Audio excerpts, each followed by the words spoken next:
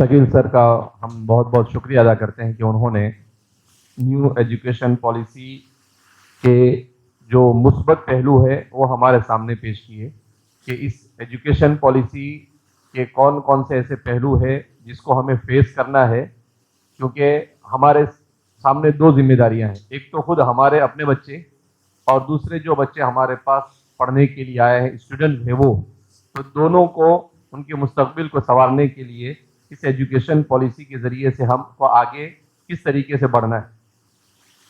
और इन्होंने बहुत सारी चीज़ें कही है, तो हम इंशाल्लाह इनके साथ बैठकर कौन सी फैसिलिटीज़ हम इस एजुकेशन पॉलिसी से माइनॉरिटी के लिए और मुसलमानों के लिए महाराष्ट्र में हासिल कर सकते हैं, उसके लिए इंशाल्लाह हम आपसे मशवरा भी करेंगे।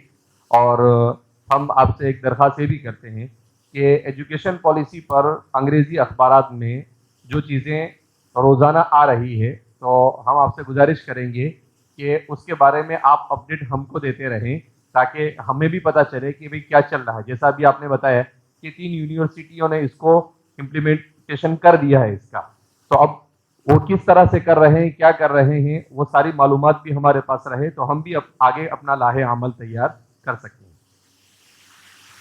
ये जिस दुनिया से हम गुजर रहे हैं ये बहुत फास्ट दुनिया है। अभी मैं परसों एक मदारिस का निसाब और उसकी मुद्दत तालीम, इसके ऊपर एक दिल्ली में प्रोग्राम था, उसमें शिरकत की मैंने। तो सादतुल्लाह हसनी साहब, इन्होंने 20 मिनट का बहुत अच्छा लेक्चर दिया। उसमें उन्होंने कहा कि इस वक्त दुनिया में किसी भी सब्जेक्ट में और किसी भी मौजू पर जो नॉलेज है वो कितना तेज़ी से चेंज हो रहा है। कहा कि 19वीं सदी में किसी भी सब्जेक्ट के नॉलेज को डबल होने के लिए 100 साल लगते थे। कितने साल लगते थे? 100 साल। 21वीं सदी में रिसर्च ये कहता है कि किसी भी सब्जेक्ट के नॉलेज को डबल होने के लिए 8 महीने लगते हैं। कितने महीने लगते हैं? 8 महीने। यानी 100 साल का सफर कितने महीने में तय हो रहा है? 8 महीने में। 8 साल नहीं, 8 महीने में तय हो रहा है। यानी 1250 किलोमीटर की रफ्तार से तेज चल रहा है। ऐसा आप कह सकते हैं कि बच्चा साल भर में अभी तालीम पूरी नहीं कर पाता है। जिस सब्जेक्ट को वो पढ़ता है वो पूरा होने से पहले उसमें और डबल नॉलेज उसमें इजाफा हो चुका होता है, इतनी तेजी से बढ़ रहा है। उसके बाद उन्होंने एक और बहुत अहम बात बतलाई कि 20वीं सदी के अवाखिर में यूनेस्को ने एक कमीशन बनाया, commission for education for 21st century. और इस कमीशन ने पूरी दुनिया में जो स्टूडेंट पढ़ रहे हैं और पढ़ाया जा रहा है उसका जायजा लेने के बाद कुछ सिफारिशात पेश की, कुछ तजावीज़ पेश की। उसमें कहा कि 21वीं सदी का जो एजुकेशन सिस्टम है उसके 4 पिलर होंगे। उसमें खासतौर पर कहा कि पहले जो एजुकेशन सिस्टम था उस एजुकेशन सिस्टम में इंफॉर्मेशन को इंपॉर्टेंट दिया जाता था कि ज्यादा से ज्यादा इंफॉर्मेशन स्टूडेंट को दी जाए, तालिब इल्म को ज्यादा से ज्यादा किसी भी सब्जेक्ट पर मालूमात दी जाए। कहा अब वो खत्म हो गया, ऑन फिंगर टिप्स। कहा अब ये है कि मोबाइल आ गए, गूगल आ गया, बच्चे को कोई भी मालूमात चाहिए वो लिखता है सब्जेक्ट के बारे में और फट से उसके सामने मालूमात का ढेर लग जाता है। तो अब किसी सब्जेक्ट की ज्यादा से ज्यादा मालूमात ये इंपॉर्टेंट नहीं है। कहा कि उसकी जगह ले ली है, उसकी जगह किसने ली है? कहा कि लर्निंग टू लर्न, इंग्लिश में लफ्ज इस्तेमाल किया, इसका तर्जमा होता है सीखना सिखाया जाए। लर्निंग टू लर्न, सीखना सिखाया जाए। क्या मतलब?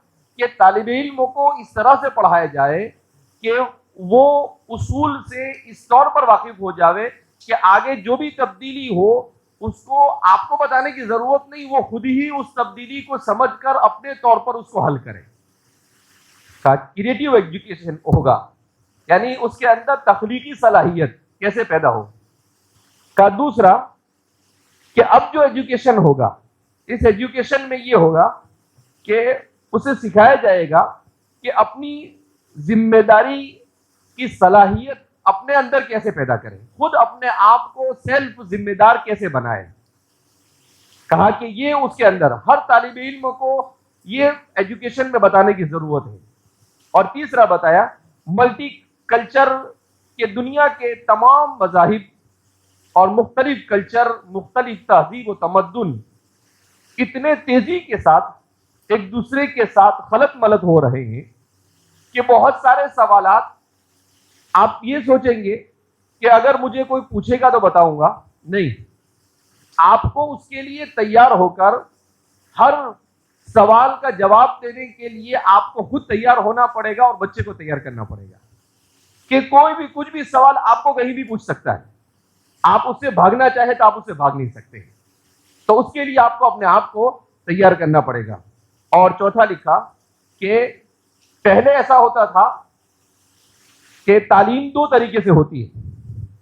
ایک تو تعلیم ہوتی ہے کمہار کی طرح اور دوسری تعلیم ہوتی ہے باغبان کی طرح. کمہار جو ہوتا ہے وہ کیا کرتا ہے، ایک فرما بناتا ہے اور فرما بنانے کے بعد اسی فرمے پر کسی کو سکھا دیتا ہے، اپنے ساتھ جو اس کا اسسٹنٹ ہوتا ہے اس کو، کہ بھئی یہ فرما ہے، ایسے 10 مٹکے آپ بناؤ، تو وہ بنا لیتا ہے. کا پہلے ایجوکیشن سسٹم ایسا تھا کہ ہر طالب علم کو جو کلاس میں آیا ہے اس کو ایک جیسی چیز سکھا دی جاتی تھی.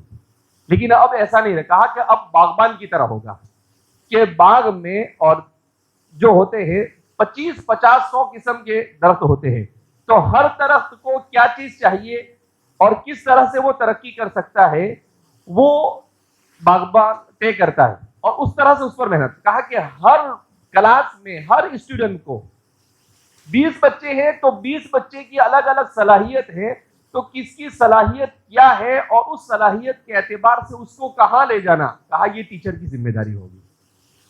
تو کہنے کا مطلب یہ ہے کہ ایک طرف چیلنج ہے، یہ سب انٹرنیشنل چیلنجز ہیں، اور دوسری طرف ہمارے سامنے جو یہ چینجز آ، اس لیے کہ تبدیلی دنیا میں سب سے مشکل چیز تبدیلی ہے. یہ جتنا آسان ہم سمجھتے ہیں اتنا آسان نہیں ہے، بہت مشکل ہے. تو اس لیے ہمارے علماء کو بھی اس سلسلے میں اس لیے ہم نے خاص طور پر یہاں پر بٹھایا ہے کہ ہمیں ایسا نہیں سمجھنا چاہیے کہ ہم کو خواہ مخواہ یہاں پر دوپہر میں خیل اللہ کے ٹائم پہ لا کر بٹھا دیا ہے، کچھ سمجھ میں آ نہیں رہا ہے. نہیں، سمجھنا پڑے گا ہم کو. جیسا کہ کہا کہ ہمارے بھی بچے ہیں، تو اب ہمارے بچوں کو کون سے سبجیکٹ پڑھنا نہیں پڑھنا آپ سوچیں گے اسکول میں جائے گا ٹیچر جانے وہ جانے، نہیں، اس کی زندگی خراب ہو جائے گی اگر آپ نے. یہ تو وہ چیلنجز ہے جو ٹیکنیکل تعلیم کے اعتبار سے. لیکن اس میں جو ایک بات یہ بیان کی گئی ہماری تعلیمی پالیسی میں، وہ یہ کہی گئی ہے کہ ہندوستان کی قدیم تہذیب کا احیاء، ہندوستان کی قدیم تہذیب کا احیاء. تو یہ ایک ہمارے لیے بڑا چیلنج ہے. کیوں ہمارے لیے بڑا چیلنج ہے؟ اس لیے ہمارے لیے بڑا چیلنج ہے کہ ہندوستان کی قدیم تہذیب کے احیاء یہ لاتے ہیں. مسلمانوں نے 1000 سال حکومت کی ہے، وہ پورا اڑا دیتے ہیں. مسلمانوں نے اس ملک کے لیے کیا کیا اس کا کہیں تذکرہ نہیں. یہ سیدھا 4000 5000 15000 سال پیچھے جاتے ہیں. تو ظاہر سی بات ہے اس ایجوکیشن پالیسی میں جو ایک چیز مجھے جو نظر آئی، کیونکہ میں اس کو 6 مہینے سے پڑھ رہا ہوں، ابھی میں شاہراہ علم کا اداریہ لکھ رہا ہوں، ایجوکیشن پالیسی میں تقریباً 80-90 صفحے ہو چکے ہیں، ابھی بھی میں لکھ رہا ہوں، اس کو 2 مہینے سے لکھ رہا ہوں. تو میں بہت ڈیپ جا کر اس کو پڑھنے کی کوشش، تو یہ سمجھ میں آتا ہے کہ یہ ایجوکیشن پالیسی ایک تو خرچالو ہے، یعنی ہمارے ملک کے غریب لوگوں کے لیے بڑے مسائل ہیں تعلیم کے اعتبار سے. اور دوسرا یہ ایجوکیشن پالیسی یہ ہمارے عقیدے اور فکر پر بھی بڑا اثر ڈالے گی. جیسا کہ انہوں نے کہا کہ اگر ہم اپنے پرائیویٹ اداروں پر محنت کر کر اپنی چیزیں تیار کر کر ان سے منظور کروا لیتے ہیں تو یہ سب سے بیسٹ ہے، اس راستے پر ہم کو جانا. لیکن اگر جو بالکل غریب بچے ہمارے ہیں جو اسکول میں سرکاری اسکول میں جاتے ہیں ان کے لیے بڑے مسائل، کیونکہ اردو زبان کو بھی انہوں نے نکال دیا ہے، عربی زبان کو بھی انہوں نے نکال دیا ہے. تو ظاہر سی بات ہے کہ ہمارے لیے عقیدے اور فکر کے اعتبار سے بھی بہت سارے چیلنجز ہیں. قدیم تہذیب کا یہ کا مطلب دیومالائی چیزوں کو زندہ کیا جائے گا، اور ظاہر سی بات ہے تو یہ ہمارے لیے ایمانی اعتبار سے، اسلامی اعتبار سے بھی ایک چیلنج ہے. تو ہمیں ان تمام چیزوں کو سامنے رکھ کر کس طریقے سے تیاری کرنا ہے، اس کے لیے اپنے آپ کو تیار کرنا پڑے گا. لارڈ میکالے ایک تعلیمی نظام کو لے کر آئے تھے، آپ یوں سمجھیے کہ وہی اب تک چل رہا تھا. اس وقت ہمارے علماء نے اپنی ذمہ داری کیسے نبھائی؟ حضرت مولانا قاسم صاحب نانوتوی نور اللہ مرقدہ نے جو مدارس کا قیام کیا، یہ کیا تھا؟ اس وقت کی ایجوکیشن پالیسی کے مقابلے میں کھڑا کیا گیا تھا تاکہ اسلامی تشخص اور مسلمانوں کے تشخص کو اس ملک میں برقرار رکھا جائے. اسی لیے فرماتے ہیں کہ حضرت نے جب یہ تجویز، حضرت حاجی امداد اللہ صاحب مہاجر مکی رحمۃ اللہ علیہ کو مکہ مکرمہ میں پتہ چلا کہ اس طرح سے ایک عوام الناس سے خرچے لے کر چندے کی اسکیم کے اوپر ہندوستان میں دینی تعلیم کے احیاء کے لیے کوشش کی گئی، تو حضرت نے کہا کہ کیا سمجھتے ہو تم لوگ؟ ایسا سمجھتے ہو کہ یہ ایسے ہی ایک مدرسہ بن جائے گا؟ کہا نہیں. کہا الحمدللہ اب ہندوستان میں قیامت تک اسلام کے بچانے کا اللہ رب العزت نے سامان مہیا کر دیا. تو آج ہم ہمارے ان بزرگوں کو اس لیے یاد کر رہے ہیں کہ انہوں نے اس ایجوکیشن پالیسی کو فیس کیا اور اس کا توڑ پیش کیا. اگر آج ہم اس کو فیس نہیں کرتے اور غفلت سے سوتے رہیں گے تو ہماری آنے والی نسل یہ ہم کو بخشے گی نہیں. کہ بولے گی کہ جس وقت یہ سب کچھ ہو رہا تھا اس وقت جو ہمارے لوگ موجود تھے وہ سو رہے تھے اور انہوں نے ہمارے لیے کچھ نہیں کیا. تو اس لیے ضرورت اس بات کی ہے کہ اس کو ہم امپورٹنٹ دیں، اس کو ہم سمجھیں کہ اس کے ذریعے سے ہمارے عقیدے، ہماری موجودہ نسل اور آئندہ نسل کے عقیدے اور فکر پر کیا اثرات مرتب ہوں گے اور اس کے لیے ہم اپنے آپ کو کیسے تیار کر سکتے ہیں. بہرحال آخر میں ایک چھوٹا سا پروگرام 10 منٹ کا ہے ہمارے احمد سر کا، وہ اب ہمارے سامنے مدرسہ ایجوکیشن کے بارے میں 10-15 منٹ میں اپنی بات پیش کریں گے اور اس کے بعد انشاءاللہ کھانے کا انتظام ہے. آپ حضرات سب یہاں سے کھا کر تشریف لے جائیں گے.